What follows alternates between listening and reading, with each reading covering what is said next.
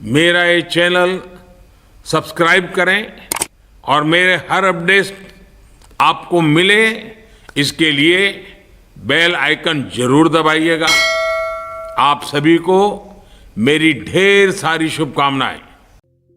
दोस्तों, किसी ने सही बात कही है कि दूसरों की समस्याओं का आनंद लेना बंद कीजिए, वरना ईश्वर आपको वही गिफ्ट कर देंगे, क्योंकि भगवान वही तो गिफ्ट करते हैं जिसमें हमें आनंद आता है। आदतों को लेकर के आपने बहुत सारी कहानी सुनी होंगी, जैसे आदत से मजबूर होना पुरानी आदत है, जाते आते जाएगी। बहुत सारी कहावतें हैं, जैसी आदत है वैसा जीवन, लेकिन आदत ऐसे नहीं बनी है। दरअसल हम जिंदगी के नाम पर आदतों को ही जीते हैं। बहुत सारी आदतों को एक जगह इकट्ठी कर लें तो जो बनती है वह है हमारी जिंदगी। नमस्कार दोस्तों, Bodhi thinks by YouTube channel में आपका दिल से स्वागत है। दोस्तों, बहुत समय पहले की बात है। एक राजा था जो अपनी प्रजा और अपने परिवार का खूब ख्याल रखता था, लेकिन राजा को अपने आदमियों पर कुछ दिनों से संदेह था और उस राजा के 3 बहुत ही खास मंत्री भी थे जो उसका काम संभालते थे।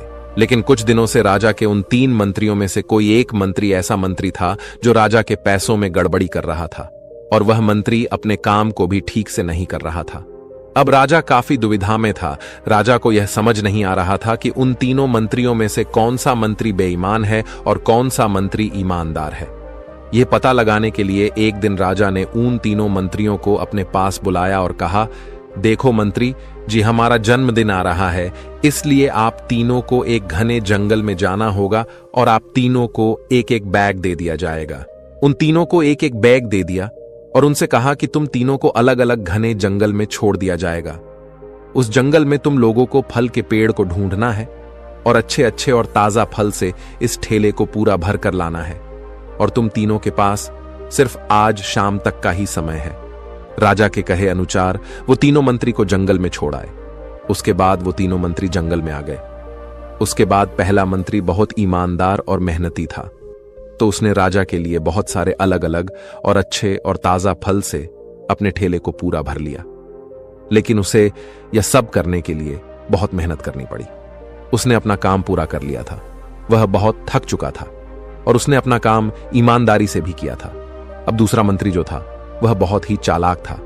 उसने सोचा, राजा के पास इतना समय थोड़ी है कि वह यह सब जांच करे कि मैंने अच्छे फल लाए हैं या खराब, तो बिना ज्यादा मेहनत किए उसे जैसे ही फल जमीन पर पड़े मिले, उसने वह अपने ठेले में रख लिया, बिना यह सोचे कि वह अच्छे हैं या खराब। जो उसे जमीन पर पड़े फल मिले थे वह बहुत ज्यादा खराब थे और वह आराम से पेड़ के नीचे बैठ गया।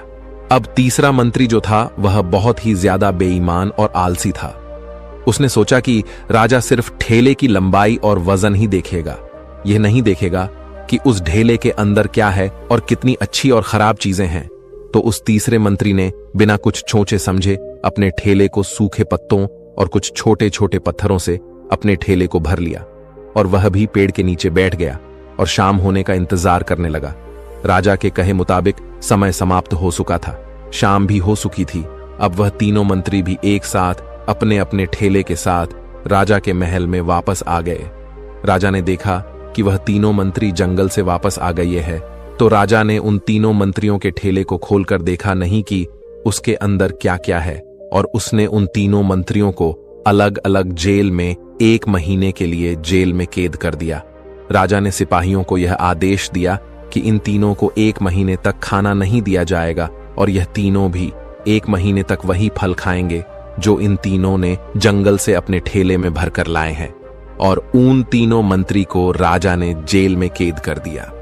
तो जो पहला मंत्री था जिसने अपने ठेले में अच्छे और ताजा अलग अलग फल अपने ठेले में जमा किए थे, उसने जेल में 1 महीना आराम से गुजार लिए, अच्छे फल खाते हुए जो उसने खुद जमा किया था।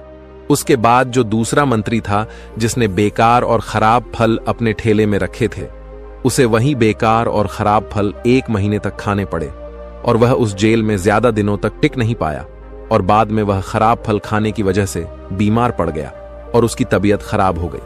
अब जो तीसरा मंत्री था जो बहुत ही बेईमान और आलसी था, जिसने अपने ठेले में सिर्फ सूखे पत्ते और कुछ छोटे छोटे पत्थर भरे थे, क्योंकि उसके ठेले में खाने के लिए कुछ सूखे पत्ते और कुछ छोटे छोटे पत्थर ही थे, तो वह 1 महीने के लिए क्या खाता, और तभी उसे अपने बेईमानी और आलस्य पर पछतावा होने लगा कि शायद मैंने उस दिन थोड़ी मेहनत करके इस ठेले में फल रख दिए होते तो आज मेरा ये हाल नहीं होता।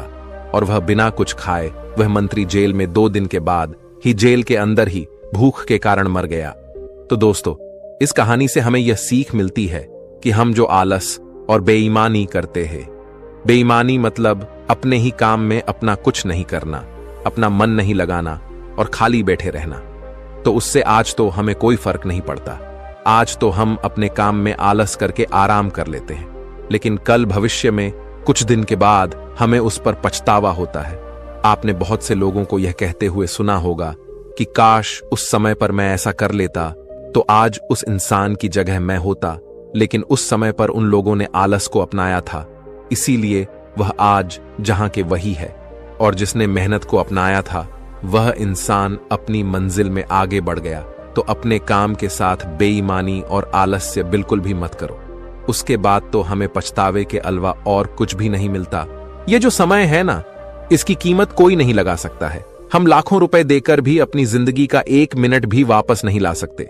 इसीलिए इस समय का सही उपयोग करो। समय की एक अच्छी बात है और एक बुरी बात है।